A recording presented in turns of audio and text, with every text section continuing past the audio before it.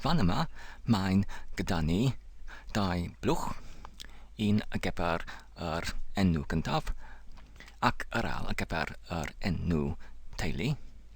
Mae'r XSS yn defnyddio y llyfrgell Bootstrap. Felly, mae'r cwestiwn yn codi, os dwi'n eisiau i osod dau blwch ar un llinell, sut i wneud hynny? Wel, dyma'r cod tarddiad. Dwi'n eisoes yn defnyddio'r tag NOBR, sydd yn golygu no line break, ond mae'r line break yn dal yn digwydd. Sut felly i datrys y problem hwn? Wel, mae'r ateb yn syml. Dwi'n jyst yn eisiau i mynd i'r penodiad style ac i ychwanegu penodiad mewnol, display, gorwahanod,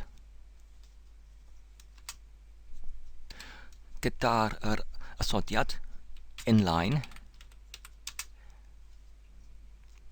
ac i beffail,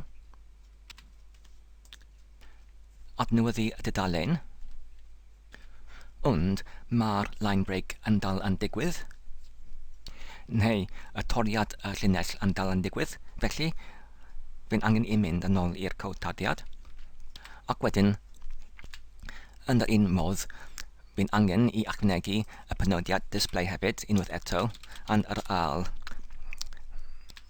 tag, ac hefyd yr gosodiad inline hefyd,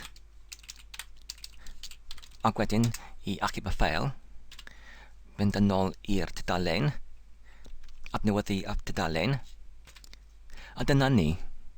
Mae'r ddau blwch ar un llinell, heb y toriad yn y llinell. Yr ateb yw syml. I defnyddio y gosodiad inline ar gyfer y penodiad display yn y penodiad style yn y tag ar gyfer y blwch, sef y tag input. Fel yma.